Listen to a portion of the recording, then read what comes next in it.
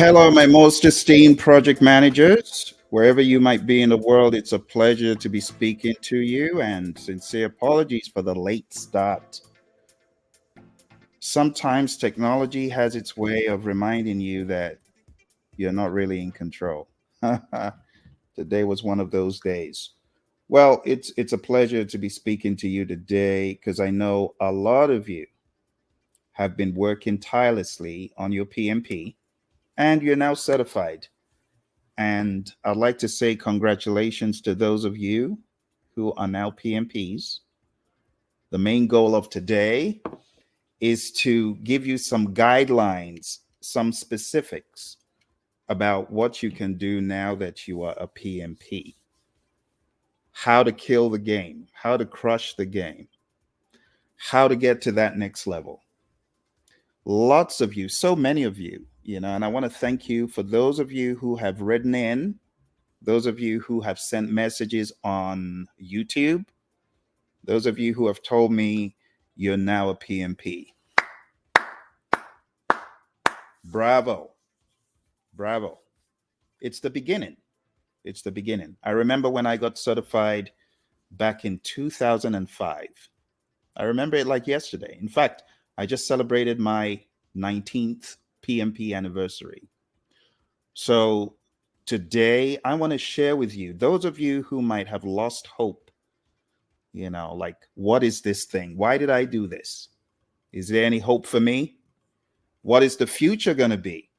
I can barely even find a job. Some of you are disillusioned, but I'm going to share with you today 21 steps that I have found invaluable in helping me kill the PMP game. Whether working for companies, Fortune 500s, whether in aerospace, in engineering, in healthcare, I'm going to share with you. But I want you to take note of the 21 things I'm going to show you. All right. I first of all want to apologize for not being more in touch. Okay. I should be more in touch. I should have more of these. I'm not making excuses. I'm just going to say I will do better. I will do better to check up on you and to ensure you are properly engaged, because I don't take it for granted that you are following me on social media. You don't have to, right? You could be elsewhere. So I'm gonna make it good. Okay. I'm gonna try to do these with a higher level of frequency, better cadence to check in on you. So let me give you, if there's one tip I want you to take away from what I have to say today, it is be courageous. You got to have courage. You cannot afford to waffle. You cannot afford to say, why did I take this exam?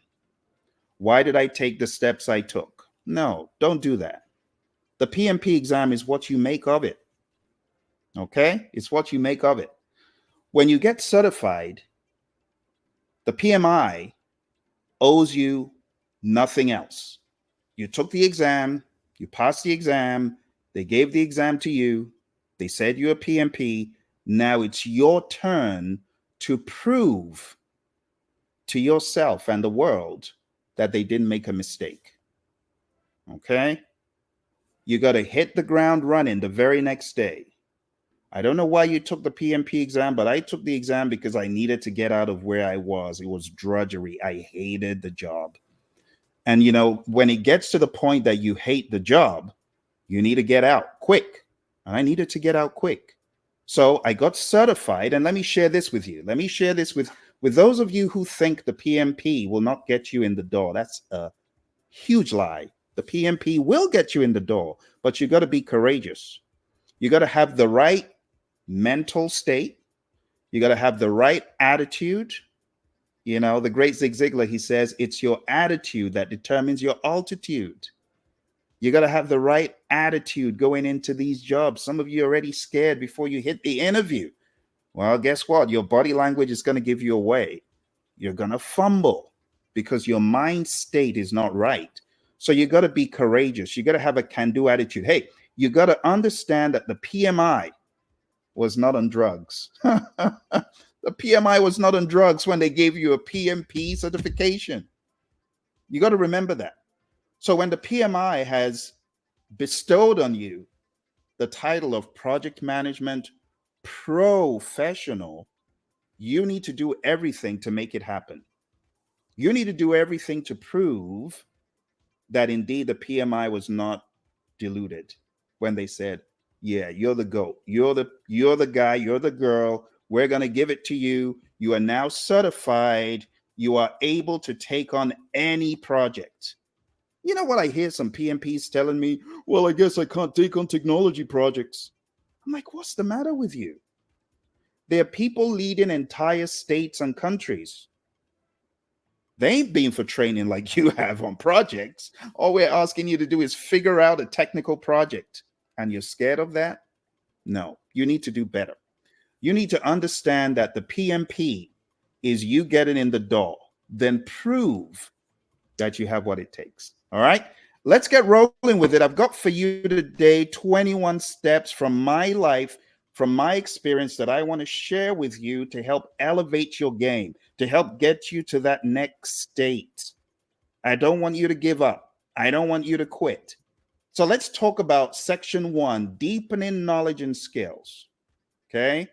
The moment you get out of PMP, don't be like those jokers who say, well, thank goodness I'm a PMP now.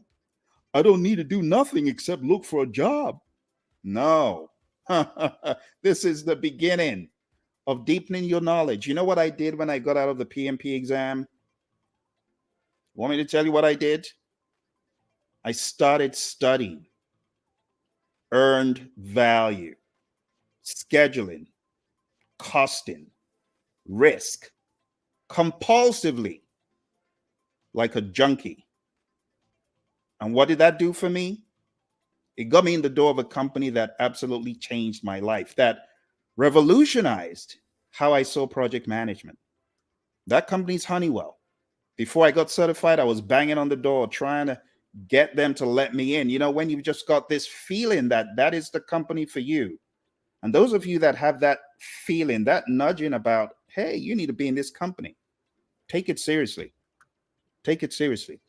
I took it seriously. I got certified. I started studying. And then the opportunity came to interview at Honeywell. And what was the job? For those of you who don't think earned value means anything, it does. I got a job as an earned value consultant. What was my job? Understanding how to bring earned value into customer and product support, defense and space, by getting the understanding from the people in the engineering team and bringing it to customer and product support. That was my job. That's what I interviewed for. So, of course, I couldn't have gotten the job without knowledge. Huh? A lot of you doing the PMP exam as it is today. Hey, can I just be honest for a second? The exam as it is today is very different. It focuses on the more important parts of business and project management, but that isn't always what is apparent in an interview. You know what is apparent in an interview? Not only are they looking for the soft skills part, they're also looking for technical proficiency. So if you cannot convince the interviewer that you understand scope, you hear what I'm saying? Can you scope out a project robustly? Can you work with a team in not even working on a WBS, but that's a good thing to do. But how confident do you feel going into a project and effectively scoping it out? And I'm talking about 10 billion or 10 million. Let me not scare you. $10 million project. In my mind, the PMI have prepared you to study to do billions of dollars of project. But some of you are scared. The moment you hear millions, you're scared. And that shouldn't be the case, because all that you learn in the world of the PMP exam is scalable. You should be able to scale it up to the billions. You should. You know, it's very robust. I think I have to remind some of you of some of the books. Some of the books that some of y'all studied, you've forgotten. And I have to show you. I have to show you to remind you. So I know people were hating on the PMI when they came out with this thing, right? This thing right here. People were hating on the PMI. They were hating on them, saying it's unwieldy, it's big. But this is what helps you manage billions of dollars. You cannot manage billions of dollars with a feel good mindset of, oh, I'm just a great leader. No, you need leadership and you need management, project management. You need to be all over scope, all over schedule. Some of you, I would ask, can you build me a 2,000 line schedule for a very robust activity? You're scared of that. No, you need to go study that stuff. That's what I did. Remember, I'm telling you what I did, not what the book says, but what I did. I got really good in scheduling. I took my MCTS in Microsoft Project. I was all over Microsoft Project working on schedules, 20,000 lines long, 3,000 lines long. I got great with it and I wasn't scared or intimidated. But how did I get to that point? Is it by sitting on my hind end after PMP? No, it's by studying more, amping it up. So what am I saying? The trifecta, the bread and butter of the project manager: schedule, cost. Some of you, I ask you, okay, can you put together a budget for this $3 million project? And you feel intimidated. No, this is not the way a PMP should live. It's not. As a PMP, I expect that you can come in to an organization, take the troubled projects, whip them into shape, beat them into shape, and make things conform. Because whether you like it or not, there's a place for management in the world of leadership. There's a huge place for leadership in the world of management. But a lot of times, because of how the exam seems very principle and soft skills and leadership and communication focused, a lot of people are forgetting the other piece of the technicality. And that piece doesn't go away. It is important. And you know, the big dogs that have the jobs in a lot of these firms, I'm not saying all of them because some of them are just flying by the seat of their pants, but those who are really in it because they prove themselves, they can do all this stuff. Scheduling is not a big deal. Costing is not a big deal. Scoping out a project is not a big deal. A WBS, bring it on. Bring on any of the troubled projects. We'll help whip them into shape. There's been a silence about these things very recently, and I want to elevate your understanding that while you might be a great communicator, you're good with people, but when it comes to the technical piece, you can't even save yourself. Don't be that way. Don't be that way. All right, enough said. Let's jump into it. I think you understand the thesis of my talk today. So, the very first thing is deepen your knowledge and skills. You got to focus on key knowledge areas. When I say key knowledge areas, they're the ones I just spoke about, beyond the stakeholder and the communications, which are absolutely important. You got to understand the trifecta of schedule, of cost, and scope. Let's make this a little bit bigger so that you can see everything I'm talking about.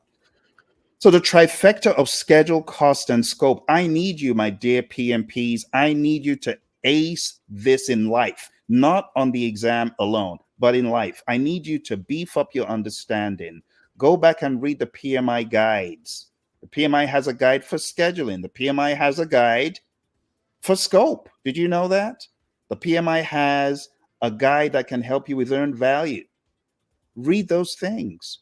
Those jobs are there for a reason. They're jobs in government that need earned value, that need schedule, that need scope. And you know what I need you to do? I need you to go to the next level. I saw a chat from our friend Janae. Janae, thank you for your chat. Janae said, "Hi Phil, what did you use to study earned value apart from PMBOK?" Yes. So I was fortunate to run into the Defense Acquisition University online back in '05, and I just ate everything I found on DAU. I ate it up for lunch. I ate up every iota of the formulas. I understood how to put an earned value management system together. I was actually tested on that during my interview at Honeywell, and I brought it home because I'd done the homework on DAU.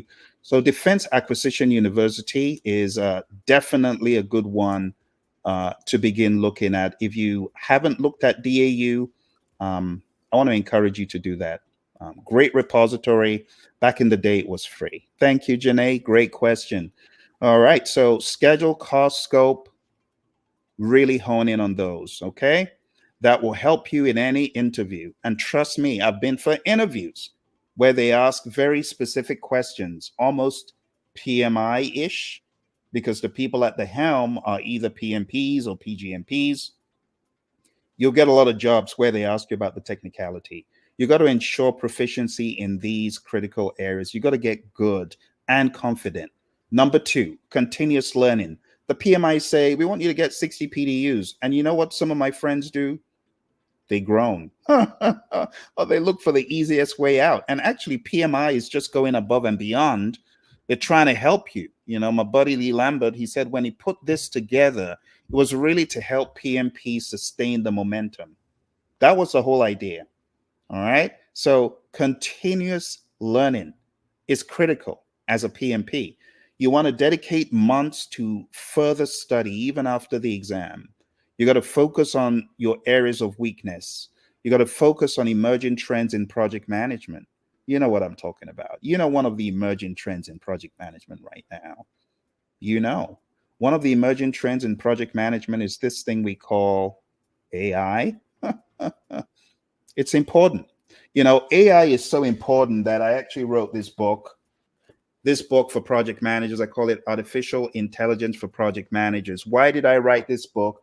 I wrote the book because I understood that if project managers could harness the power of AI, they would greatly exceed their wildest dreams. They would greatly propel themselves into the future of efficiency and effectiveness. Because when you think about AI, what can it do for the non-project managers? Just think.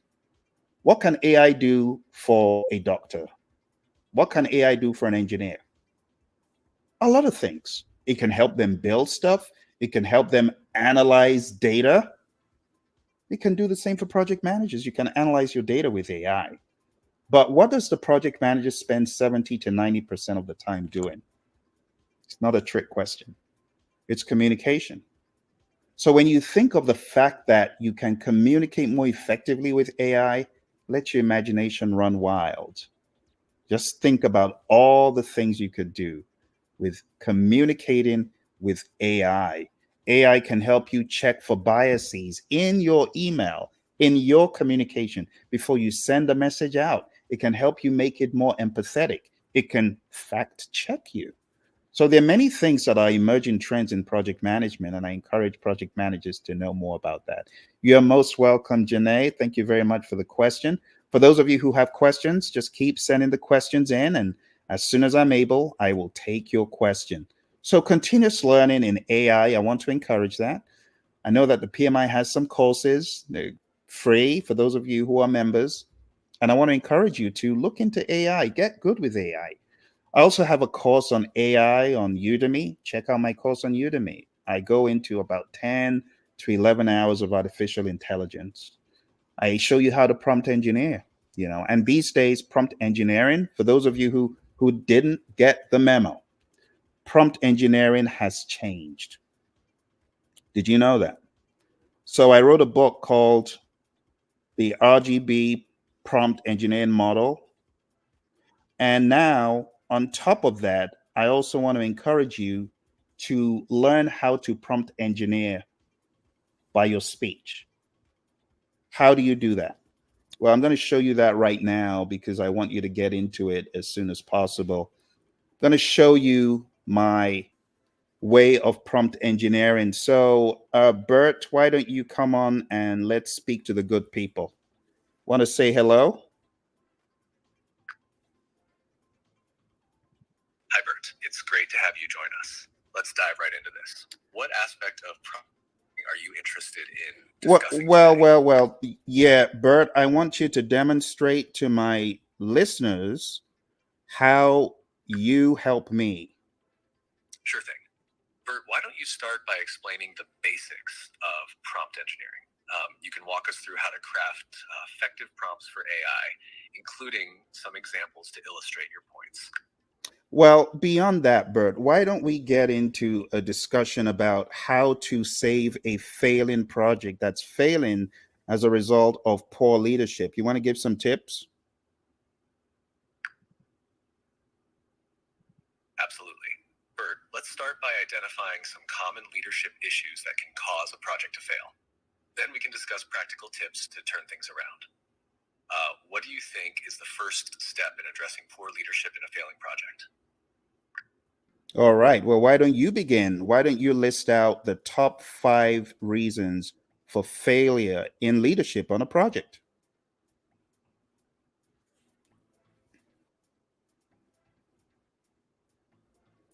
All right. Well, I think you get the idea. There's a way you can prompt engineer that transcends typing in messages.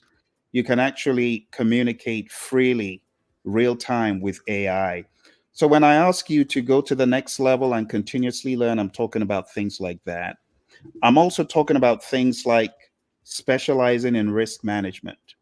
So, in the world of risk management, not only do you have the planning aspects, you have the analysis aspect, qualitative, quantitative, and things like that. I want to challenge you to, if you have enough experience, why don't you go get an RMP? I think it would help a lot of you to hone in on risk management in a more professional way, especially if you have the experience. What about earning additional certifications? As I mentioned, the RMP and the SP. Perhaps this is something you can add to your certifications to enhance your credibility and skills. I got RMP and SP certified in 2010. It was a great addition to the list of certifications I have. What about Agile? Maybe you should consider going for the ACP exam. The ACP exam, it will greatly help you not only show proficiency, but truly firm up your agile understanding, right? Especially if you go for training through a tested and tried solution, such as the one we provide. We'll probably have ACP training coming up soon. Just had our most recent 3 ACP people get certified. So, a huge shout out to Esther and April and Delita, who recently got certified. But if you want to join the ranks of ACP and come through our training, just be in touch. You can send an email to info@praizion.com. And when we have that available, we will definitely let you know. But the thing about Agile is it is now mainstream. So it is not a choice anymore. It is like mandatory in my mind for every PMP to know enough about Agile. But beyond the PMP exam, you actually need to be proficient in the basics, the manifesto values and principles. You should be able to train, coach, and mentor an entire organization. That's how I see the PMP. I see you as being a professional that can do these things. I see you as being a professional that can teach, coach, and mentor organizations in Scrum, in Kanban, at least to get them on that way forward without doing things the wrong way. Let's move into section 2. This one can be a little bit of a challenge if you haven't already given it thought. But let me challenge you as a PMP. What is your purpose? What are you about? What are you looking to achieve in the grand scheme of things? Have you thought of your purpose? Have you considered your purpose? Think about it for a second. What is your definite chief aim? The great Napoleon Hill, he will call it a definite chief aim. But what is your definite chief aim? Do you know it? Have you thought of it? You want to give it some time. So let me share with you my definite chief aim. My definite chief aim is to work with people to help them become the best version of themselves in any field or sphere in life, whether it's mentoring, coaching, training, and not just in project management, not just in leadership, but any way possible. But my specialisms are leadership, project management, and music. Any way I can add to people, I want to. And you know what the great John Maxwell says? My mentor, he says, everything rises and falls on leadership. So if I'm able to equip you with leadership, then I'm able to equip you for life in any sphere.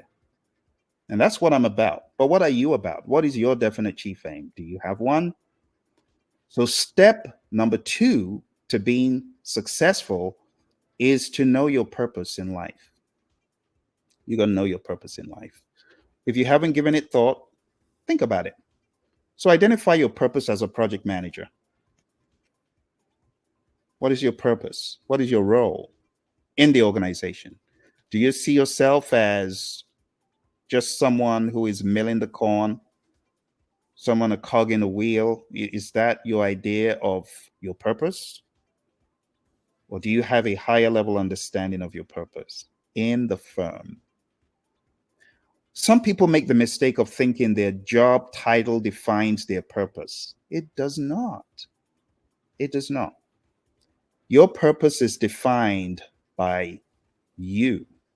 What is your burning passion? What is your burning desire? As you're sitting there in the firm, in that seat of responsibility, what's your goal? What's your definite chief aim? What do you want to be remembered by in that firm? What are you about? What do you want to achieve? You got to define it. And then you got to align your goals with the company's mission. If you are in a firm, just like I told you in the very beginning, I was in a firm that I did not like. I hated the job. It was nice in the beginning, but after a while, I couldn't stand it for many reasons. And I'm not being ungrateful. I was glad I had a job, but I just couldn't take it. The marginalization, the not wanting me to take the PMP exam and wanting me to just stay in the same position, status quo. I couldn't take it. And that's why I left. And I left because I knew my purpose. My purpose did not align with what my boss was trying to get me to do, which is be status quo. You know, in the UK, we say be the dog's buddy. I wasn't ready to be the dog's buddy. I said, no, I've had enough. So I left and I got 300% more money. Did you hear what I said? I said I got 300% more money. From getting in the 40s, I went to getting in the 150s in a matter of weeks after my PMP.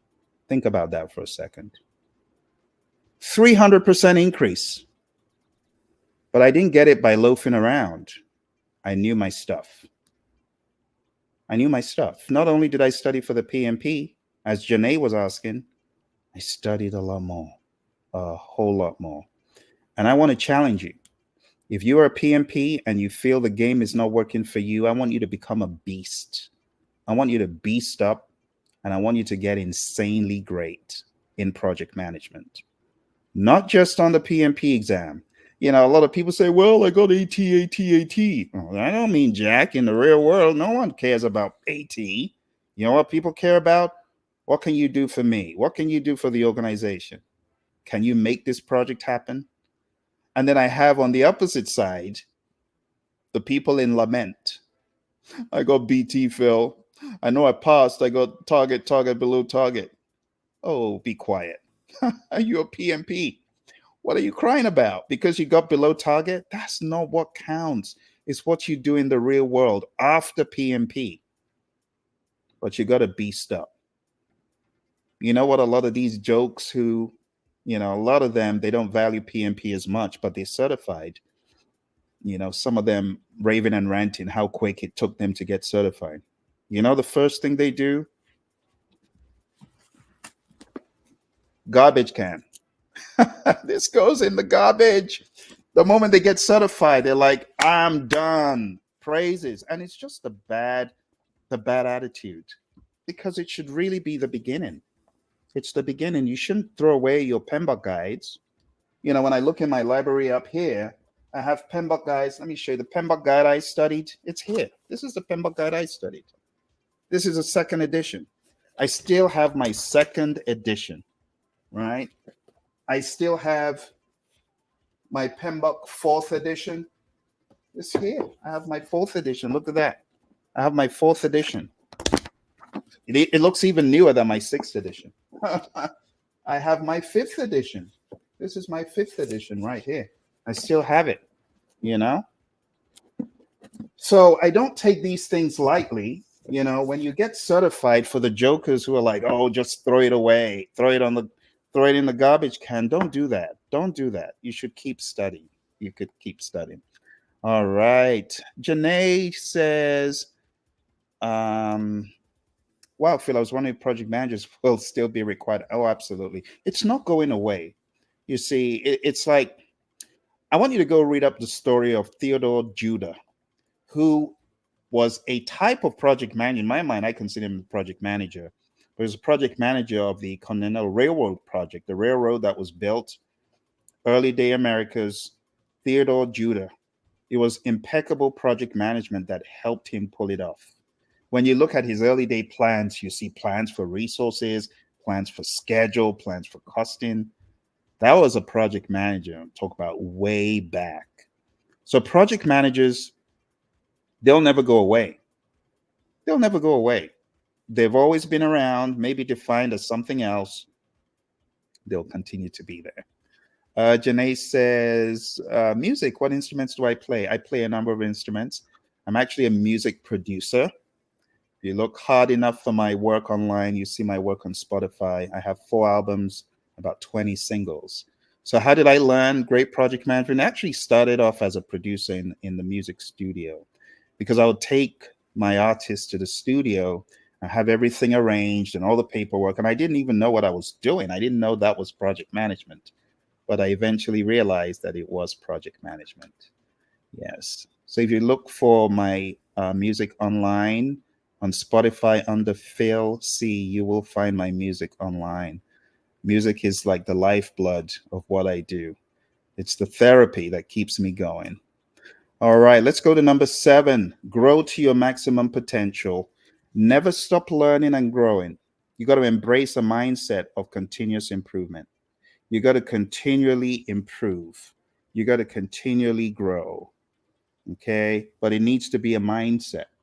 For those of you who are really keen on growing, I want to introduce you to an initiative that I have. And you can find this initiative at leadershipavenue.com. It's a program for life after the PMP exam, because I realize PMP is never enough. PMP is not enough. You got to go beyond PMP. You got to go beyond PMP by studying, by developing, by growing, and by learning leadership. Everything rises and falls on leadership. Have you guys ever watched The Founder, that movie about the McDonald's brothers? You remember Ray Kroc and the story about Ray Kroc? What can you say about Ray Kroc? He was actually a leader who knew what to do. He was selling milkshake machines and he wanted to sell more milkshake machines. And he knew that if he was able to increase the number of franchises that the McDonald's brothers had, he could sell more milkshake machines. So as a result of his ambition, he ended up buying them out. he, he didn't set out to do this. He just wanted to sell milkshake machines. But he was so ambitious that he ended up having more and more franchises so he could sell his milkshake machines. He ended up taking over the entire corporation. But it was leadership. Let me ask you, if I gave your skills, your talents, and your abilities to a second party, would they be able to do a better job than you? The question is, how well are you doing as the CEO of You Incorporated? Are you doing a great job? Are you doing everything under the sun to succeed? Some of you ain't. Some of you are on LinkedIn in plain sight and you're saying, I don't want people to know I don't have a job, so I'm not going to put open for work. Seriously? How is that being a good CEO? That's a crummy CEO. You know, to be a real success, you got to network with people. You got to communicate with people. You know what the Stanford Research Institute showed in a survey way back? It showed that success in life was 87.5% contingent on the people that you were connected with. People related is all about how you relate with people. Relationships. 12.5% contingent on knowledge, certifications, technical prowess. And I'm a living witness to that. How did I get to where I am today? Training, coaching, and equipping people in project management. It was as a result of one awesome individual. One person who said, Phil, I think you would make a great PMP. Her name is Mary Hirschner. Those of you on LinkedIn, look up Mary Hirschner. She's connected to me. Mary's retired now, but Mary said, you make a great PMP. I'm like, how do I become it? Because of Mary, we are here having this conversation. Send some love for Mary. If you're on LinkedIn, just tag her, say thank you for showing Phil the way. Go ahead and tell Mary that, because without Mary, I would not be where I am today. Not only did Mary show me the way to PMP, the other awesome thing that resulted as a result of Mary's relationship with your buddy Phil as a coworker. She said, Phil, there's a company looking for a trainer in PMP. I think you'll be a great person. I know this guy from a previous employment. He's now in a company called Thompson Net G. I think you'll be a great fit. What did she do? She connected with Mike. I went for the interview. I was selected to be a trainer. I ended up training, coaching, and equipping people, helping them while at Thompson Net G. Thompson Net G was bought by Skillsoft. And that's where I met my co-trainer, who you've seen on other videos, Emily. And as a result of Mary's introducing me to NetG and getting into Skillsoft, I was then inspired to train more. And I met some other awesome people like Tom and Dan at Skillsoft who kept asking me to come back and speak and develop stuff. And I was bitten by the bug of helping people with PMP, like fully bitten by it. Talk about Peter Parker. I was bitten by the radioactive spider because of Skillsoft. So I want to give a huge shout out to Tom Warwick and Dan and all those people at Skillsoft. Because of you guys, I'm where I am today. But most of all, a huge shout out to Mary. So for those of you who are not into networking and relationship building, I want you to do it. It will help you. Don't hide under the sofa, under the rug. No, I don't want people to know that I don't have a job. No, connect wisely. Network. All right. Our friend Obatare Blessing says, as one transitioning into project management, one just feels PM is wide. Yes. Yeah, it's wide. You know the truth about that statement? Should I tell you, you really want to hear the truth? If you're still on a battery, I want you to type in and tell me, yes, I want to know the truth. I'm going to tell you the truth. If you let me know you're still on, I'll let you know the truth. But you got to have relationships. You got to build relationships in project management. One of the things I tell my people is when you come on my program, it's not just coming on the program for the duration of the program. You have an ally for life. I'll go to war for you. But I got to know that you are really serious and you want to expand and you want to grow. Oh, Battery's on and says, please tell the truth. All right, watch this. Here's the truth. You said that the world of project management feels wide. You know what happens the deeper you get into the world? It gets wider. It gets wider. The world of project management does not get smaller. It only gets bigger and bigger and better if you're true to the craft. I thought project management was, PMP. And then I started unwrapping it like an onion. You know what I discovered? The PMP is just the beginning. There are many facets. And that's why I got a number of other certifications like the OPM3, like the RMP, like the SP, like the ACP, like the PSM, like the CSM, like the PSPO, and I could go on and on. Very recently, I went further into Ken Schwaber's company, the co-creator of Scrum. Because some people say, well, that's agile, it's not project management. What is project management? Project management is the application of knowledge. You need Scrum knowledge. You need agile awareness. You need to understand the values and the principles. So I studied more with Ken Schwaber's company by taking a lot of his certifications. It's for a reason. I had to grow. The other options in scaling agile were very poor. And I wanted to know from the GOAT, what does he think? And that's why I went ahead and I took the SPS certification. I studied for many months. But what I'm trying to tell you is that the more you get into project management, the more you have to grow, because project management is not stagnant. It is emergent. It is always changing. I just shared with you my book on artificial intelligence. There's a reason I wrote the book, because I understood that things were changing. The way project managers communicate, the way they could communicate, it's all changing. And you know what's going to happen in the future? The project managers that stand the test of time are the ones that move with the tide. But it's a very good observation. And I'm glad that you've discovered that it is indeed wider. Yes, I know it sounds funny, but the more you get into project management, the more you realize that it's wider. It's wider than just PMP. Anyone who is thinking PMP is the be all end all, they're wrong. It's the beginning. You know what you need to do to amplify your efforts as a project manager? You got to get great with leadership. Everything rises and falls on leadership. Study leadership, become a student of it.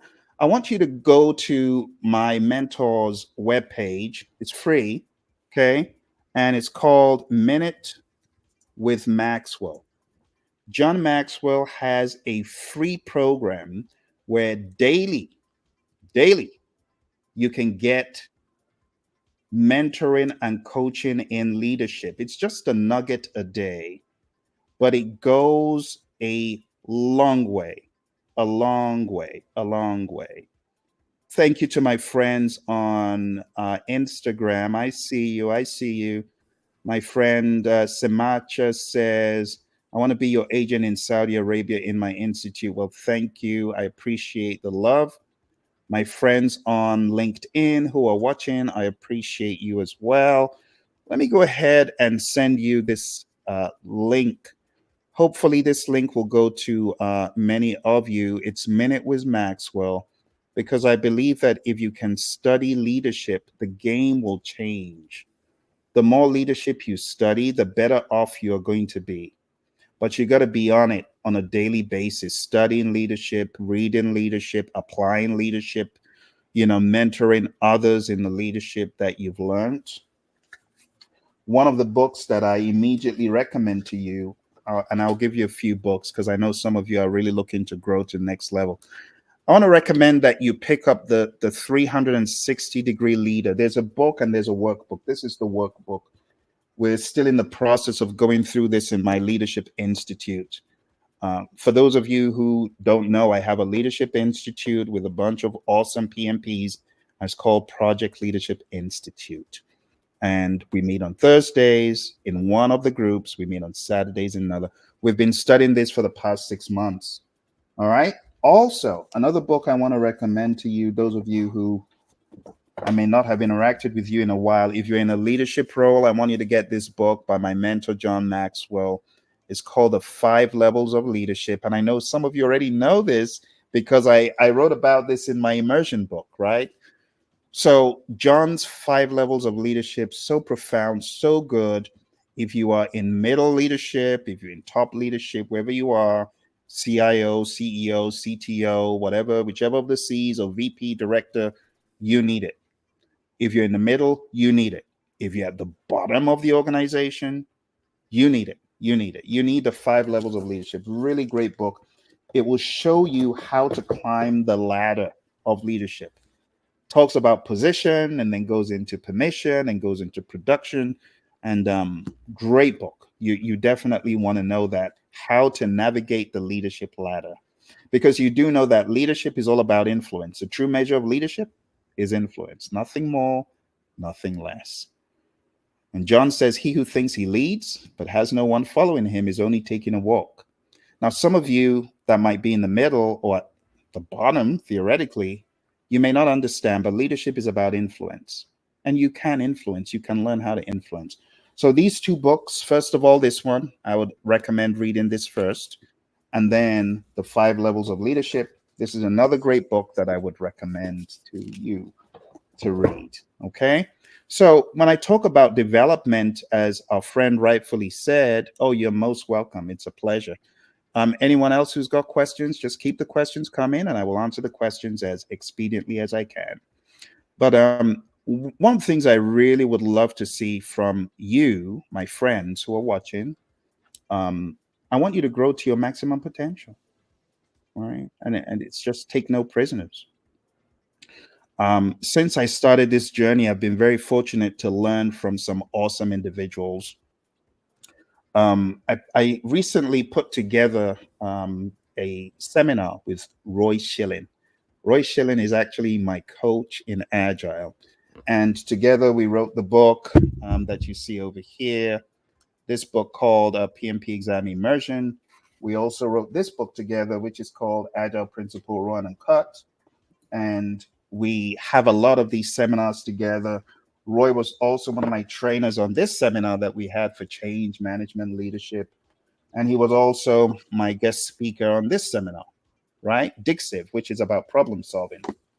And he was also on this seminar, incidentally, Scrum Mastery. So my buddy Roy, he's been my trainer and coach in Agile. And why am I saying this? Because a lot of folks think that they can learn without being like an apprentice. You got to put yourself in the position of an apprentice and learn. And that's what I did with Roy. That's what I've done with John. John has been my leadership guest speaker on the Project Leadership Institute. He was our keynote speaker when we opened, but I've been religiously following the work of John. I've been religiously following the words of my buddy Roy, and we've written books together. I've been also religiously following the work of Rick Brinkman. He wrote the book Dealing with People You Can't Stand. Great book. For those of you who may have hang-ups on people who are difficult, you go look for Rick's book on dealing with people you can't stand. And Dr. Rick has been back on a couple of occasions to teach us dealing with meetings you can't stand and dealing with people you can't stand. And you can find those lectures on leadershipstreet.com. Believe we have one or both of them of Dr. Rick's talk to us. So the sky is the limit for growth, my friends. You got to keep growing. You got to keep improving as a project manager. Number 9, I skipped one. Which one did I skip? Let me see which one I skipped. Excuse my manners. I think I skipped one in my rush. Let's go back and see. I skipped. Okay. So let me go a step back. I'm sorry about that. Because this one is important. Number 8, study and apply Agile principles.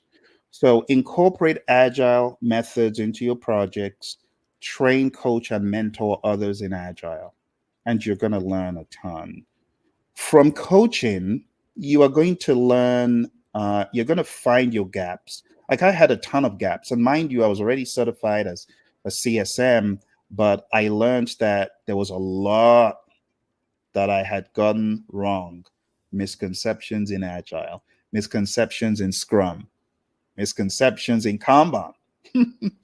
But these came to light when I started being a good student. I often joke, I've been in the school of Roy, my buddy. I've been studying with him since 2014, but I only became a serious student about 5 years ago. You ever been a bad student who's not really listening? Or you have the bad students who are they're supposedly listening, but they're not practicing. And I was one of those. I was just not a good student. But I became more serious. And I'm talking about, hey, I was CSM certified, I was ACP, but I became hungry. You know, the great Les Brown, he says, you got to be hungry. If you're not hungry, you ain't making no difference. I had to be hungry. And I got really hungry for Agile. I got hungry to know more. And my growth, Roy will attest to it. It was astronomical because all I did was eat, drink, breathe, Agile, the values, the principles, the values, the principles, the values, the principles, the principles, the values, until I became so obsessed they had stuck that I didn't even need to open a book to tell you what the values were. I didn't. So I want you to take Agile very seriously because it's now mainstream. It is not enough for you to say, I'm a PMP. You got to be a PMP with great Agile awareness. Note, I didn't even talk about the frameworks. Agile awareness. Know the values and what they mean. Live the values. Know the principles. Live the values and the principles. Apply them. Number 9, stay current with industry trends. AI is a huge one. I told you to go look for those PMI micro certifications. The PMI is doing their best. Okay? They're trying to help you. And that's why I want you to take it seriously, because if you're able to be all over AI, the future is bright. But if you're AI inept, if you're one of those people like I don't think AI can be trusted, I'm sorry. You're going to be in the dark ages in a few years. You better get on the paddy wagon, learn about AI, stop prompt engineering, understand how to give good prompts, written prompts, speech prompts, and understand the technologies. You know, on YouTube, I have a channel. It's called the Project Leadership Institute channel. It's free. I know some of you have joined, but some of you haven't. It's free. Go join the Project Leadership Institute channel. Let me see if I can bring it up for those of you who haven't joined. And like I said, I apologize for not being more on your schedule, but I'm going to send you my other YouTube page. And I know this is going to help those of you who are looking to grow and you're looking for sources to grow, right? That's a good one right there. Yep, that's it right there. So going down to at Project Leadership Institute, my friends on Instagram, I want you to do the same. Hi, Delita, good to see you. Thank you for joining on Instagram. I just saw you. I gave you a shout out a few moments ago for your ACP. I don't know if you heard. But anyway, good to see you, Delita. Delita is one of the smart ones who joined the program. You see the ticker tape below. Delita joined that program, right? The leadershipavenue.com, life after the PMP exam. And she got her ACP, you know. After that, she was fired up. And April as well joined the program. They both got really fired up, and they're part of the Praizion family who are doing awesome things. All right, let's move on to number 10.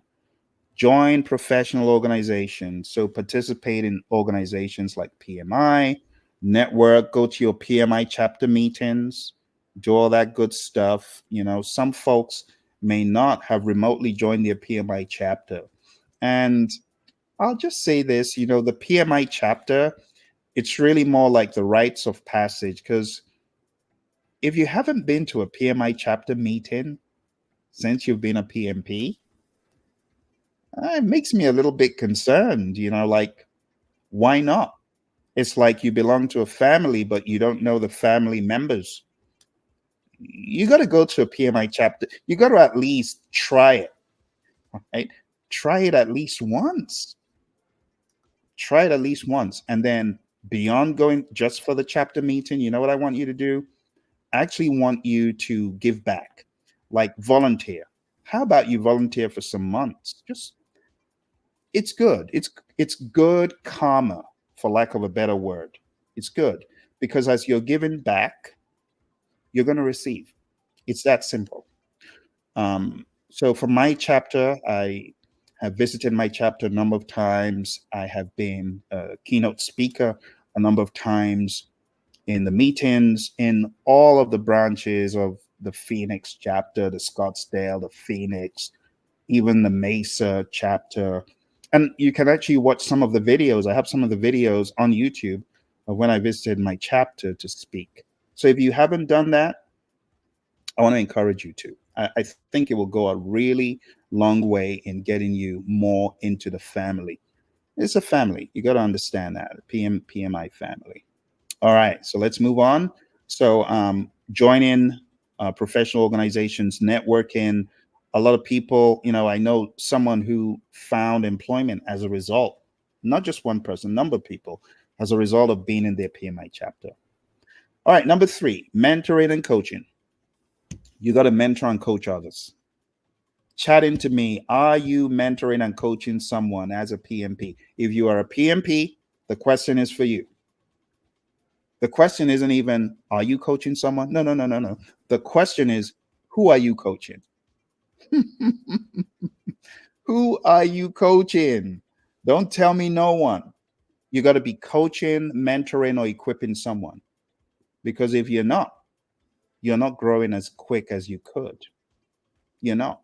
And this is why a lot of you end up forgetting what you studied. I ask some of you, okay, just give me 5 process names, and you're grasping at straws because you've forgotten. Why did you forget? Because you're not mentoring and coaching someone. You don't have to be a full-time PMP coach, but you should, at least in your firm. Like when I was at Honeywell, a lot of my colleagues, they were failing the exam, and this management's shelling out $500 a pop for these people, and they're failing. And I go to my manager and I say, you know what, Jim, I think I can help these people. I got certified about a year ago. It's still fresh. I'm all over this stuff. Why don't I have bi-weekly sessions to help them? And he said, all right, let me go check with Mark, my boss. He goes, checks with his boss, and his boss is a PMP as well and likes the idea and says, people like food. Let's throw in some pizzas. And then we did. And people would show up for these bi-weekly sessions. I ended up being instrumental in 50 of my colleagues. Mind you, this is before I went fully into training. This was like 5 years before I went fully into training. Got my colleagues certified, helped them, added value to them. You know what I want you to do? The same. I challenge you. If you're not a scaredy cat, how about asking your boss, can I have a lunch and learn to equip people in project management? I'm not even saying train PMP exam, but just share what you know. Or don't you know anything? Yeah, you know a lot. You know a lot. Why are you sitting on what you know? Why are you being selfish with what you know? The funny thing, some people are like, I don't want people to know how I did it because then they'll be at my level. Seriously, come on now. That's not you. That's not anyone listening to me right now. It's the other people, right? It's not you. But I know some people are like that. I know some people are like that. Oh, my friend Simba, thank you very much. I appreciate you as well. Thank you. Thank you. Yeah, because I know you folks have a lot to share, and you should. Because if you don't share, you know what you're being? You're being a reservoir. You got to be a river. What does a river do? A river allows the current to flow through it. You got to be a river. That's a huge way you can grow. Do you know all the growth that happened to me as a result of the biweekly sessions I did at Honeywell? It gave me confidence to move into the higher levels that I just talked about. I talked about Skillsoft, NetG, and then Skillsoft. So Thompson NetG, little did I know that the good work I was doing at Honeywell was going to be a precursor to getting into NetG and being able to speak and train confidently. How do you think confidence is built? It's by doing. How do you think I got good at training PMP? By hiding under the bushel? No, it's by speaking on a regular basis about what I know. It's about giving. The quickest way to get good with speaking? Forget about you. It ain't about you. It's about the people that are hungrily waiting. I think a lot of you underestimate your PMP. That's also a problem. You're underestimating the PMP, or it's nothing. Oh my goodness. Really? You fail to realize how insanely awesome you are by staying in that, in some cases, dim lit, dingy, musty room for almost 4 hours. Some of you been in that crazy room for 12 hours. You took the ridiculous thing 3 times. You took the PMP exam 4 times. Some of you, I know someone who took that ridiculous test, and I'm not bashing the PMP. I'm just saying it annoys me when I hear about poor victims. I call them victims. They were in that jail cell 8 times. This is not myth. This is someone I know on the 8th try. Think about that. That's 32 hours in that crazy room. And this is even before you could take it at home. So, maximum respect to anyone that's a PMP. I think you're underestimating yourself. I think that's part of the problem. I think you've forgotten the blood, sweat, and tears. I think you have. Because if you hadn't, you'd know that you're a beast. You're a force of nature. It's up to you to realize it. You could stay little old me. What do I know? You know, the reason why you feel little old me is you're not really realizing, you've not done your retrospective. So I was one of the smart ones who did the retrospective in the exam hall. In the exam hall. I did my retrospective in the exam because I'd spent 1 hour and I'd only done 20 questions. And I said, Phil, you're gonna fail. You're gonna flunk this exam.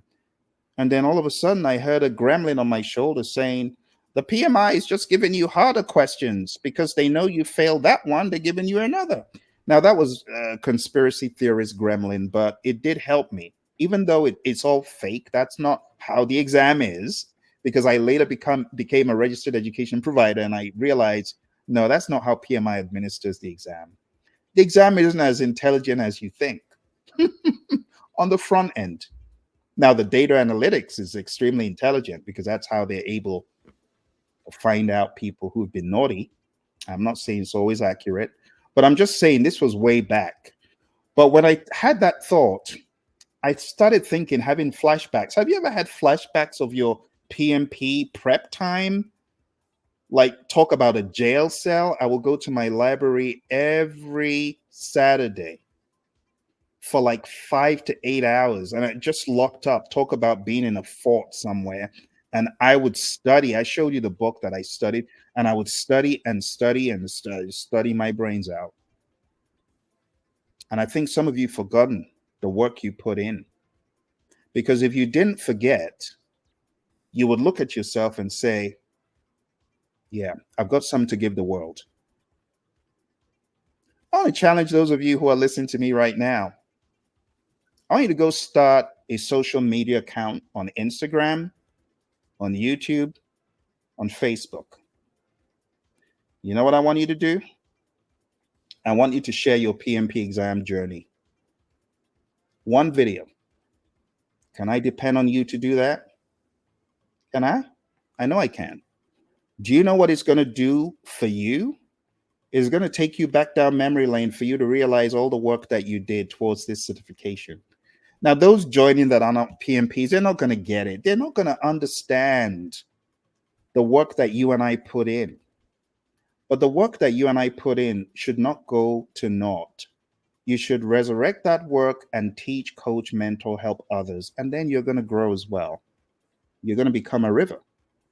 Okay? So I really want you to coach, mentor, train, help others. Okay? Don't stay comfortable. Oh, I'm a PMP. Thank goodness I got to dry land. I'm one of the crabs out of the barrel. I'll leave the others to their fate. No. Don't do that. Don't do that. All right. Number 12. Sow seeds of knowledge. Invest time in developing others. Share best practices and lessons learned. It goes back to mentoring and coaching. You find a new junior project manager, help them, lift them up, show them what you know. Show them what you know.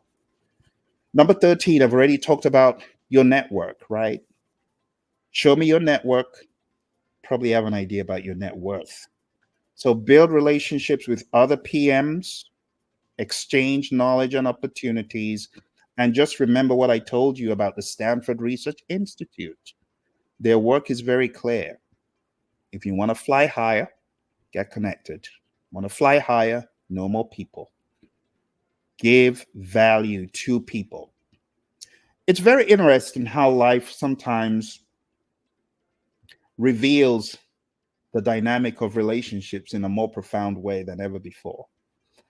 Like my mentor, who got me certified by giving me all her books, all her materials and stuff, which I passed on to other family members, by the way.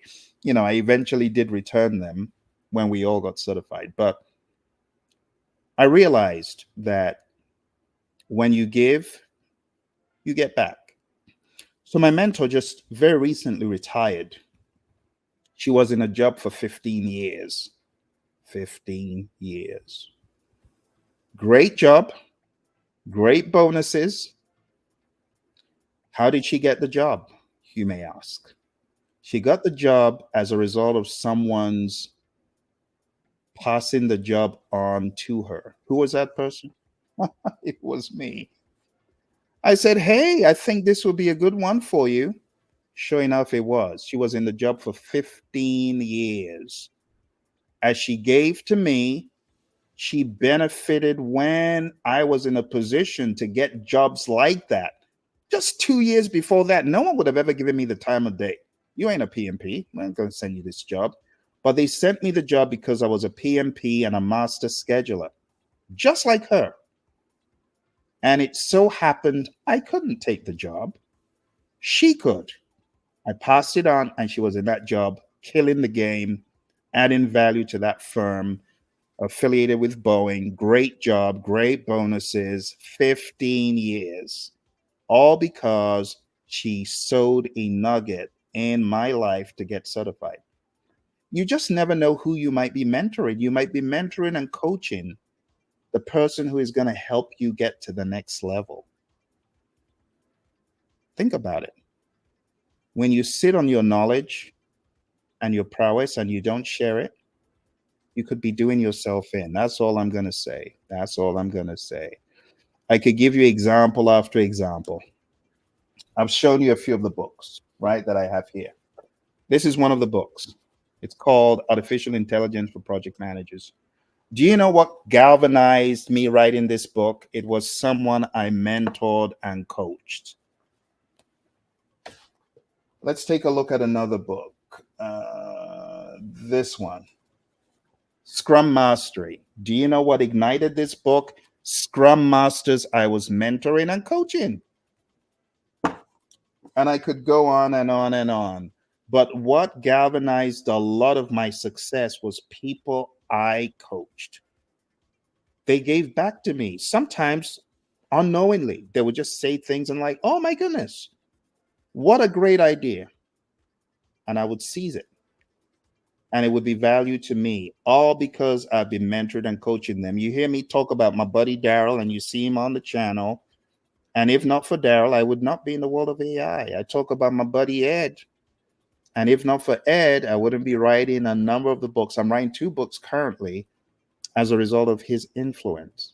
He didn't even know when he sowed that nugget. So you just never know the people you're mentoring, the people you are meant to mentor.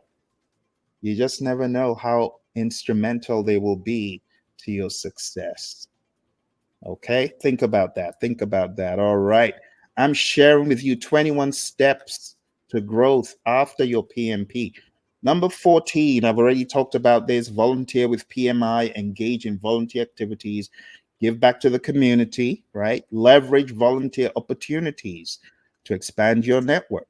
Number 15, foster a culture of learning. Encourage continuous learning within your team. Promote a growth mindset and ongoing development. For those of you who have not been to projectmanagement.com, I need you to go there. I want you to go look at all the webinars. PMI, they do their best. Now, I know a lot of people say PMI is all about the money. Well, PMI is trying their best to offer some more value. I'm looking forward to them doing more, but right now they're already doing a great job with the webinars, and you can listen to people in your domain, whether in healthcare, you're in engineering, pharmaceutical, whatever you're in, there are webinars in the repository at projectmanagement.com. And you know what happens when you watch those? You get PDUs for free. If you're a member of the PMI, these are often claimed for you, and you don't need to do anything other than just attend. So I want to encourage you to foster a culture of learning. Projectmanagement.com is a great one. Leadershipstreet.com is also a great one. Make sure you attend the seminars of Rick Brinkman, the PM 360 that we also have up there, and there are many more. Number 4, section 4, practical steps for growth. You got to start where you are. So I've already given you a minute with Maxwell. I've given you John Maxwell's 360-degree leader, John Maxwell's 5 levels of leadership. I've told you to go look at those. I've also told you about Rick Brinkman, and I've told you about leadershipstreet.com. And right here, as we are talking, the ticker tape below, right there, life after the PMP exam. If you are serious about self-development, you want to grow your mindset to the next level, you want to learn leadership, you want to be proficient, profound in your leadership, come on the program. Let's work together. Come and learn how to be a real success. Relationships, equipping others, having a positive mental attitude, and leadership. That's what makes you be a real success. It's a play on words, REAL, relationships, equipping, attitude, and leadership. And that's what we learn in addition to life after the PMP exam. And we learn that right there at leadershipavenue.com. Leadershipstreet.com is pre-records, things from other seminars in the past. Leadershipavenue.com is for what is coming down the pike in August and September and beyond. Okay, so check that out. All right, so start where you are. Maybe you just got certified. No, just start where you are. Go to Minute with Maxwell, start learning.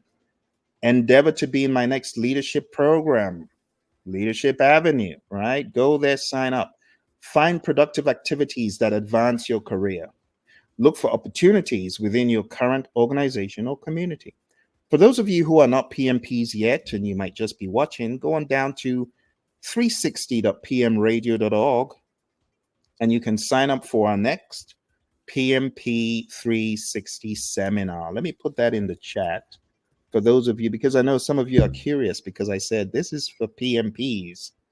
And I know that curiosity drew you to watch this.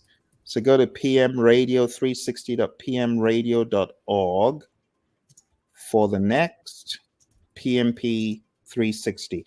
It's coming up in the next few days, right? And this is going to help you get good with your PMP.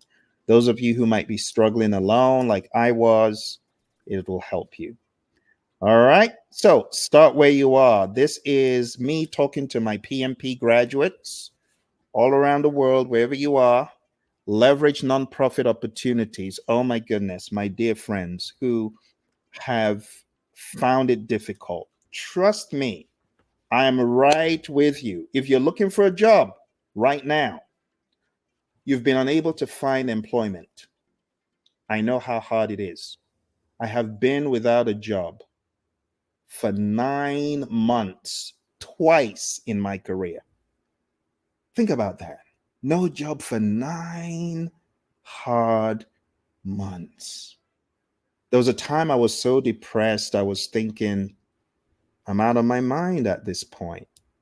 I feel like I'm caged in a jail cell, mental jail. And this was before I got certified for the first 9-month stint without a job. The second 9-month stint without a job, I took the law into my hands and I became a registered education provider of the PMI through my company, Praizion. And I said, I ain't waiting for no one no more. I'm going to go out and start helping people. And that's what I did. And it was hard. 9 months without a job. With a newborn, if I might add, in need of insurance and diaper money. It's not funny. But that happened to me. And what did I do? I reinvented myself. I want you to reinvent yourself. I want you to become a beast, a force of nature that stops at nothing to find a way forward. Unrelenting, unashamed, bold, a beast. Some of you ain't beasts yet. I want you to be a beast. I want you to take no prisoners. Some of you are scared. Don't be scared. Be resolute. You don't have a job right now? You know what I want you to do? I want you to make up your mind that you will daily apply for no more than 5 positions daily. You cannot afford to lie down and say, I'm tired of applying. So, step one, mentality, beast, mental, beast, unrelenting, pounding that pavement daily. That's step one. It's in the mindset. And you got to be expectant to know that it is going to come to you. I don't care whether you've been 9 months like I am, 1 year, don't give up. You cannot afford to. It is free to not give up. So why do you want to give up? You got to be a beast, unrelenting beast. So what you're going to do is daily apply for 5 positions. It is going to build your confidence. And when you get the opportunity to interview, as I did a number of times, you're going to go for the interview and you're going to say, thank you for the interview because it tests my prowess and it helps me. So you got to get in the right mental state. When you're in that right mental state of, I'm grateful for any interview I get because it's going to test me and help me. You're not even at that point looking to get every single one, but you're looking for the exercise. The next thing I want you to do, join PMI, your local chapter. Be useful. It is going to help you. PMI, they've really thought this stuff through. The fact that we have chapters is just awesome. It excites me that you're not alone. You go to your local chapter. Those of you looking for work, have you been to your local chapter? Some of you ain't been to your local chapter. You ain't told to anyone in the local chapter. That's not how to do it. It's the PMI family. So you got to be more aggressive. Okay? You got to be beastly in your mindset. You got to be aggressive. And when I say be a beast, unrelenting and maximum conviction of who you are. You're special, except you feel like your PMP was given to you out of pity. Or did you work for it? If you worked for it, I want you to beast up. Then, as you do this on the regular, I want you, watch this, this is important. I need you to have the intellect, the knowledge, the skills, the tools in your gig bag. So when you get that job, you're going to bring it home. You're not going to be like, oh, I don't know if I can do this job. No, you're going to feel confident because you have the skills. Remember what I told you in the beginning? Scope, schedule, cost, risk. Stakeholder and communications is a given. You know, the problem is some people, when they get into the interview, they either talk too much or talk too little. You know why that happens? Because they are not observing non-verbal cues of the interviewer. Through body language, you should be able to interpret, should I shut up? Should I speak more? The body language, the facial expressions, they'll tell you. Under most circumstances, body language trumps everything else. Trumps the words, trumps the tone of voice. Oh, I'm really excited that you're here. You're not excited. Your body language is saying something else. Oh, yeah, I'm really excited to be here. Well, your words say something, but your body language says something else. But if you're in an interview and you're very observant, you will know when to keep going and when to shut up. Some people bomb the interview because they're not confident. Their body language shows they're not sure. It shows that they're hiding something. And even on camera, you got to come correct. You got to practice these things. I have videos on the Praision channel where I talk about interviews. So if you're gone for a job without any traction for a while, you're searching, don't give up. Use this as prep time. Because when uptime comes, it's going to be too late to prepare. So now's the time to prepare. 5 jobs a day. Do you know the portals that I want you to hit? I want you to hit monster.com. And hey, I don't want you to tell me, Phil, I can't do this kind of job. Let them figure that out. Let them figure that out for themselves. Don't come crying to me, oh, I can't do an engineering job. I can't do an IT job. A lot of you complain a lot about IT. Well, that's what's available. Go for it. What could happen? What is the worst thing that could happen? You know, the worst thing that could happen? The worst thing that could happen is you get the job. Because some of you don't think you can do it. What if you get the job? You go study. That's what you do. I know a lot of you might think this Phil is a mean person. He's telling me to go do a job that I ain't done before. Well, I'm telling you to do what I did. I remember when I got into one job interview and I had it. I'd gone for 9 months without a job. I finally get into the interview. I am on steroids as far as can do. And they're asking me, can you do this? Can you do this? Can you? And in my mind, I'm like, I'm going to do anything it takes. You know, the great Les Brown, he said, you got to be hungry. I was hungry. And when they asked me the question, can you do this? Can you do that? Yes, I will do it. I can do it. I can do it. I can study it. I will do it. I was hungry. And I got the job. And that was how I ended up meeting my mentor, Mary. I'm so glad I had a can-do attitude. You got to have a can-do attitude. You got to be a beast. Beast. Take no prisoners. No namby-pamby. Oh, I don't know if I can do it. No. Except you think PMI was high on drugs when they said, oh, you're a PMP. If you truly believe you deserve your PMP, I need you to be a beast. And I need you to go make corrections where you might have had a weak, poor mindset, but get beastly and start pounding the pavement, like I did. I'm not telling you to do something I didn't do. What I did is going to give, but use this as prep time. Okay. My heart goes out to you. I know people who have been looking for work for a while, but don't give up. Change is going to come, but you got to prepare. And then you got to network. I want you to start going to your local chapter. Do it. It's going to help you. It's going to help your mindset. It's going to give you some hope. So what are the websites? I want you to go to monster.com, put up a resume, pound the pavement daily. You know what I would do? I would daily go to monster.com and make a little tweak to my resume just so it would be one of the relevant ones. I want you to go to indeed.com. I want you to put up a resume. Please do this. And then police the resume and then have notifications. I want you to go to dice.com and I want you to do the same.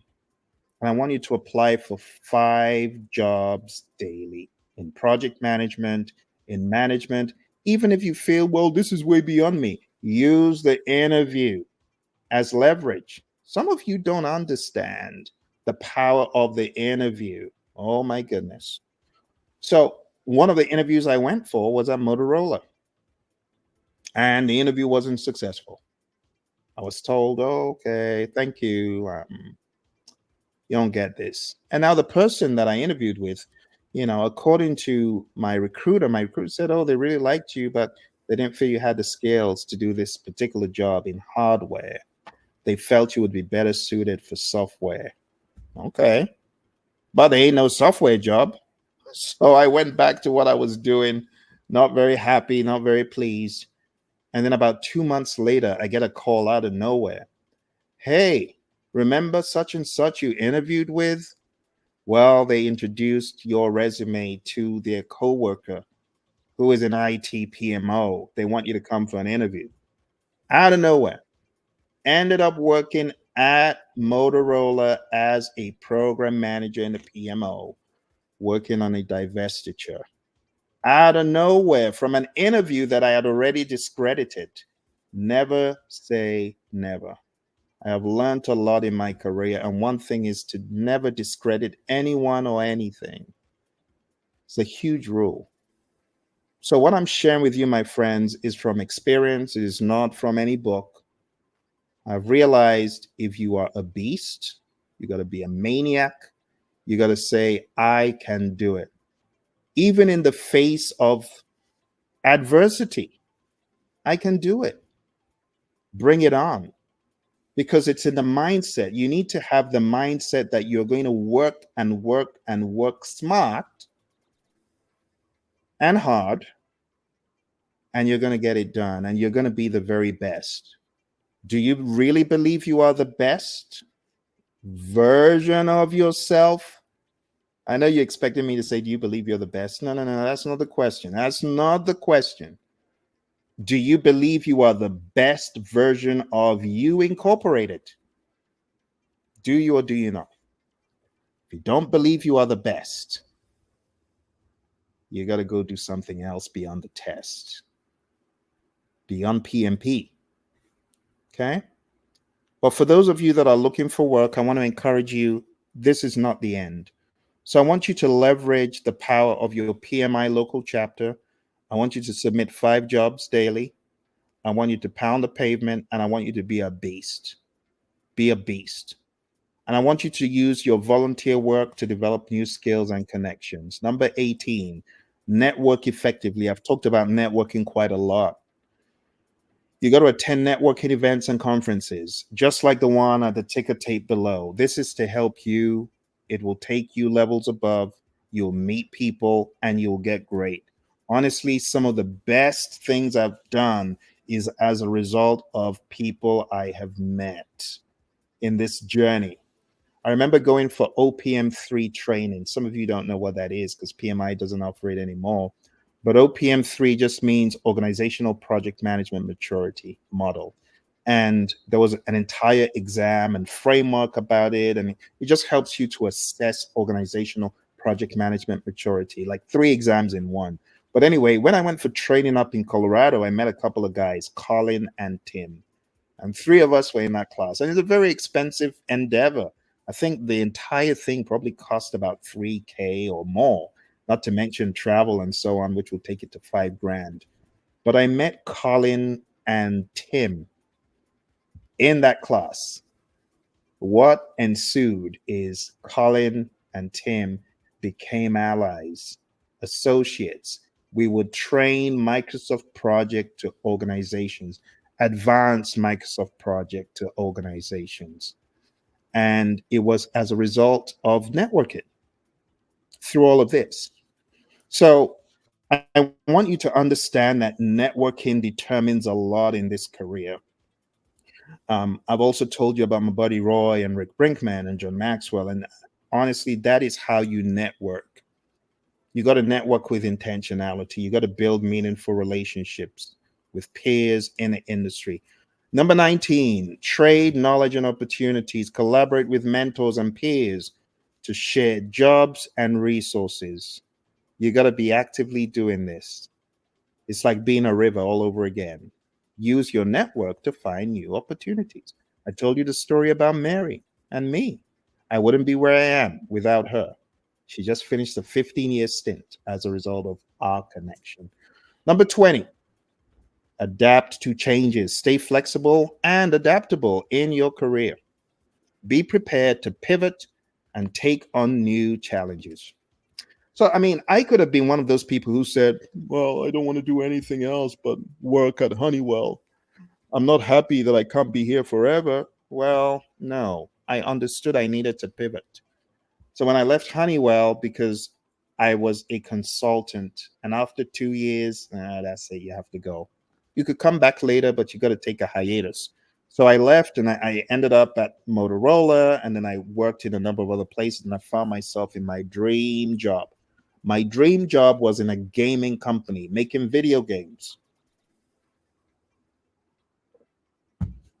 World of Warcraft, those of you folks who like those multi online player games, I was in a company that was building a game like that. It wasn't World of Warcraft, but it was built after the Stargate franchise. I love that job because it combined my creativity and my technicality, and it was just a job made in heaven.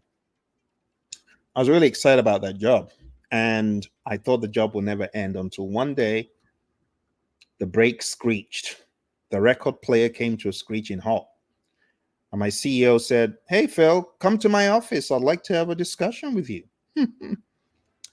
This was around the time when the economy tanked in 09, 08, 09, that horrible slump. Long story short, my CEO said, "Phil, it's your last day. Go to your office, pack your stuff by 5 p.m. We want you out." What? I have a 2 months old. Are you kidding me? You just like that? Well, wouldn't it be nice, Phil, if everyone had advance notice when they've been asked to go? Is what he said. Wow, that was savage. that was That was I was about saying, my goodness, that's the devil. It's the devil. But it wasn't the devil. It was actually a blessing. Huge blessing. Huge. I'm saying this for someone. Someone needs to know that you losing the job is actually a blessing because you're going to get a better one. You're going to find yourself in a place that you deserve to be because you're worth more. You have more to offer the world. So when I was kicked out of that job, I thought, woe is me. And that was another 9 month stint without work. But you know what good came out of it? I started looking introspectively and I said, what am I going to do? One of my mentors, Paul Martinelli, back in the John Maxwell team, back in the day, he would say, jump out of the window, off the ledge, and grow your wings on the way down. And that's what I did. Became an REP of the PMI, started training and coaching as much as I could, but I didn't get a gig for almost 9 months. I got my first gig in New Jersey. Very excited. Shout out to Fiserv, my first client of live training. I train them in risk management. A shout out to Info Global Solutions, one of my early day clients. And that was it. The rest, it became, so they say a rolling stone gathers no moss, but talk about a stone that gathered moss. That was me, thrown out of the building. But I gathered moss and became a huge, huge pile of hay in a matter of months. So I went 9 months without a job, but I got my first client, Fiserv. And after that, it was SSAI, Info Global Solutions, and one after the other, SHIP, Society of Hispanic Professional Engineers, lots of other great companies, some affiliated with Chevron. The FBI ended up being a client, the US Air Force, the US Army Corps of Engineers. I spent a whole week with the US Air Force out in Mildenhall in the United Kingdom, training them on what? Can you guess? PMP. PMP. Spent a whole week, Fort Lee, training my men and women in uniform friends out there. What did I train them on? PMP. PMP. NASA and the FBI. What did I train them on? PMP. Jim Beam. Whiskey people. What did I train them on? Project management. Lush Cosmetics. What did I train them on? Project management. And the list goes on and on. Right? The Department of Commerce, right there in DC. What did I train them on? Project management, leadership. So I want to encourage you, my friends. The way I was kicked out of the building and I reinvented myself and became so instrumental to many of these firms, it wouldn't have happened if I wasn't kicked out of the building. Sometimes you got to be kicked out of the building. You grow your wings on the way down. You reinvent yourself. You become more valuable. So for those of you that have lost hope, I'm hoping that this broadcast has given you some hope. I am hoping that you take things to the next level, but you got to adapt to change. You got to stay flexible and you got to be prepared to pivot. Some of you don't want to pivot. Oh, but I want to stay in healthcare. I've always been in healthcare. I don't want to go to IT. You don't want to go to IT. What if IT is the next big thing for you? Like me, I don't want to be kicked out of the building. I want to keep building this video game. I like it. There's bigger fish to fry. You just need to meet the fish. You just need to meet the fish. You better learn how to swim, though. You better learn how to swim. Oh, my goodness. All right, my friends, we're almost rounding up for today. Number 21, apply the KGS formula. What is the KGS formula? The KGS formula, I coined this. John Maxwell wrote the book, How to Be a Real Success, and he talks about 3 things. But being a project manager, trust the project manager to have to put a PM spin on it. There are 3 things. Number 1, you got to K Number 2, you got a G. And lastly, you got an S. What does that mean? You got to know your purpose in life. Please know your purpose in life. Please have a goal. Please have a long range vision. Please have a definite chief aim. Some of you are not aware why you're here. You're like, oh, I guess I'm just living life day by day for the paycheck. No, I beg to differ. Know your purpose in life. Someone said, Phil, I've been trying to work on that for the past 30 years. Start somewhere. Start somewhere. One of the most comedic things that you can do, ask GPT. Get your resume, give it to GPT and say, GPT, what is my purpose in life? And I'm not joking. You just have to have a target. Please have a target. Because if you don't have a target, you're just going through life, and you got no clue why you're here, and you're just living for the day. And that is the most miserable life to live. Just having no purpose, no direction. Come on now. When I was 10, I had direction. I said I wanted to be a musician. Well, seems like it worked out. I became a musician. I've got 4 albums, 20 singles, still working in the studio. But beyond that, I want to help people, which is why I'm here, yelling like a crazy person, because I want you to achieve greatness. And greatness is different for a lot of people. You don't have to be a world name, but you have to be the best version of yourself. And to be the best version of yourself, you got to be ready for sacrifices. Studying Beyond PMP, joining your local chapter, mentoring and coaching people. I've given you a lot of to-dos. You got to do them. Then you got to grow. You got to grow, keep growing. You never stop growing. The moment you stop growing, that's when you're 6 feet under. A lot of people didn't get the memo. They're like, I want to retire and do nothing. Well, no, you shouldn't think like that. You should keep growing.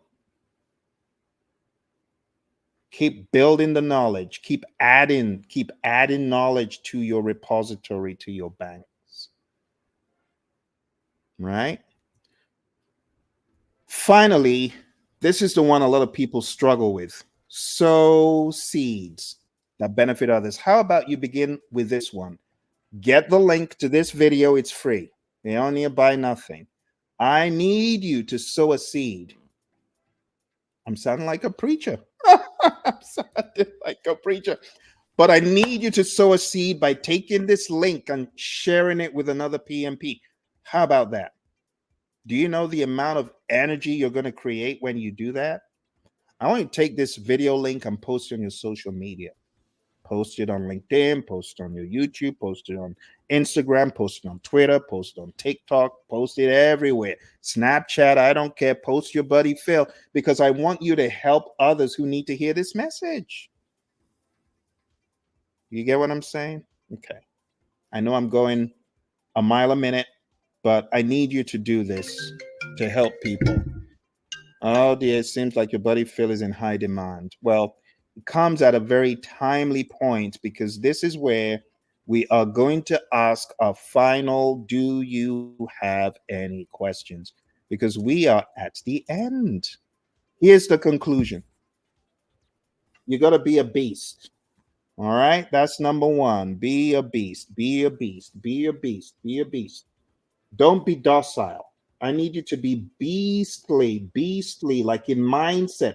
The beast has no fear. Very recently, I went up to a place where we call Bearizona. I met a bunch of bears. They ain't scared. They don't care who you are. It's their domain. I met a bunch of bears. I'm going to be posting some videos soon. Very impressive. But beasts don't care. They don't care who you are. They're not scared. I need to be a beast. Okay. The key points that I've raised here is the KGS: know your purpose in life, grow to your maximum potential, and sow seeds. You got to be a student of the world of PM, right? Our friend Obadere was asking, since I've been in PM, it seems like it's wide. And I'm like, yeah, you believe it. So you got to be mentored and coached, and you also need to mentor and coach others. Last but not least is Q&A. Are there any final questions? Anything that you would like your buddy Phil to go into? If there's nothing else, I'll just say, do not miss the Leaders Club. I want you to go on down to leadershipavenue.com. And I want you, just like you see in the ticker tape below, to consider treating yourself to expansion, treating yourself to growth. You may be your most expensive asset, but you're also your most expansive asset. You got to grow. You got to grow. And one of the ways to grow is to attend seminars that can help you, such as the one below. All right, my friends, your buddy Phil here, showing up to help, to inspire, to encourage. Thank you so much for joining me. I wish you all the very best as you go through this trajectory of excellence in your PM journey. I've been at it for over 2 decades, and I tell you, I don't regret it one bit. I'll do it all over again and over again and over again. Thank you for joining me. I wish you all the very best. If you're looking for employment, be a beast. Don't shirk. Don't give up. If you are a business owner in disguise and you're sitting down there saying, well, I guess I'll get into business tomorrow. Hey, go to pmanonymous.com. PM Anonymous. I think you need some training and coaching from your buddy Phil, because you need to be starting your own business. And what are you doing sitting down there when your business should have started like eons ago? All right, my friends, it's been a pleasure. Thank you all very much. I appreciate you. I look forward to seeing you again. Like I said, I am going to endeavor to do these a lot more, and hopefully I'll see you again very soon. Don't forget to do what I asked. I want you to share this link with as many PMPs as possible so that they get some hope. It's only fair, right? So that they get some hope and so that they can expand. Thank you.